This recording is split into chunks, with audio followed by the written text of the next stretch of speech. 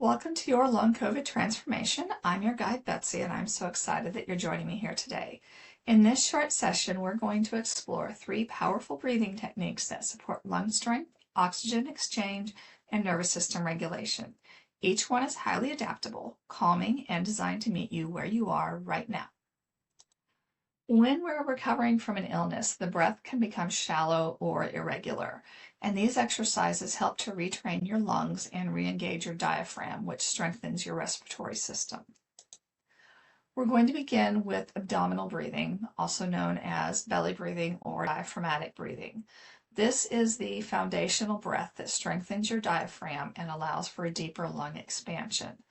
To get the hang of this one, which might take you a little while, by the way, a lot of people kind of struggle with this one, you are going to place one hand on your chest, as in here, and the other hand on your stomach, as in here. And when you inhale slowly through your nose, you want the hand on your belly, oh, sorry about that. You want the hand on your belly here to rise just a little bit. And then when you exhale through the mouth, as if you're blowing through a straw, you want the belly to fall back down. It's a very small movement, and like I said a moment ago, it takes many people quite some time to get the hang of it, so don't worry about it if it's not immediate. And when you are doing these, start with what is comfortable for you. If you can only do a slow count of 2, that's fine. Slow count of 1, still fine. I generally do a slow count of 4 or 5 unless my asthma is really bad that day, and then I'll cut it back to 3 or sometimes 2. But usually 3 to 5 is my range. And at any time, if these become uncomfortable or if you start feeling dizzy, please, you need to stop immediately and don't start them again until you've seen a provider to make sure it's okay for you to continue.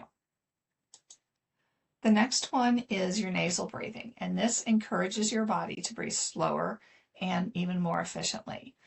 Breathing through the nose also helps to regulate airflow, filters particles, and encourages the production of nitric oxide, which supports blood flow and oxygen use.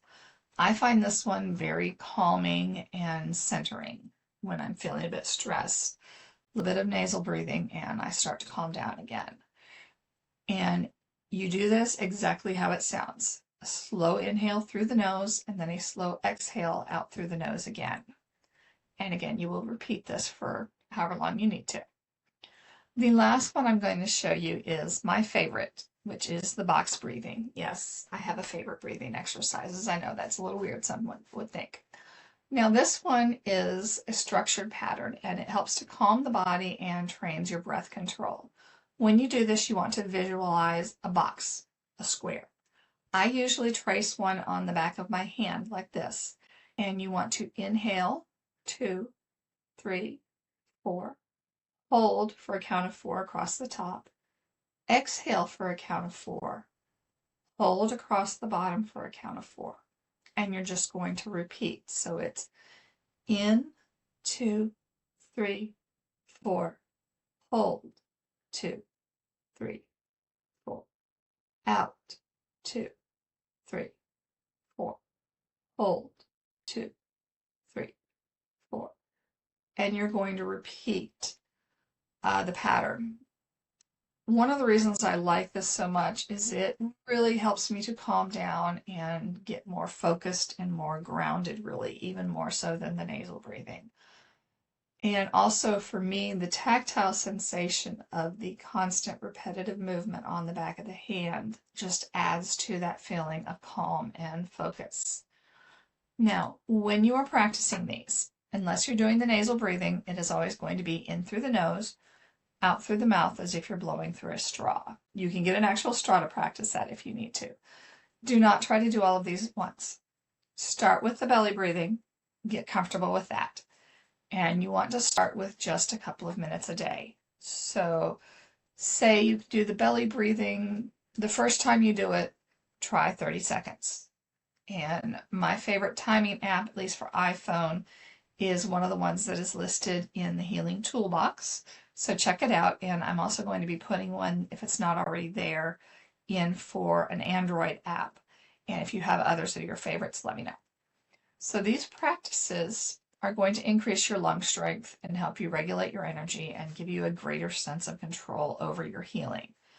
Breath is your friend. It responds to how gently and consistently you show up. Consistency is the key with all of this. Do it 30 seconds, a couple of times a day. You want to build up to where you can do about a 2-minute exercise and rest. When you're comfortable with the belly breathing, add in the nasal breathing. When you're comfortable with that, you can add in the box breathing. And you want to do 2 or 3 of these a day, 2 minutes each total, and just build up. Don't go overboard. Don't get dizzy. And but that's it for breathing. There are more advanced exercises that you can do that pair the breath with movement, but for now, these will get you started. So thank you again for being here with me today, and I hope this gave you a clearer understanding of how breath work can support your lungs, calm your nervous system, and bring you back into your body. If you're ready for the next step, you want to watch Find Your Rhythm, Follow Your Path. It's a supportive guide to pacing and planning your days in a way that protects your energy and empowers your healing, one mindful step at a time.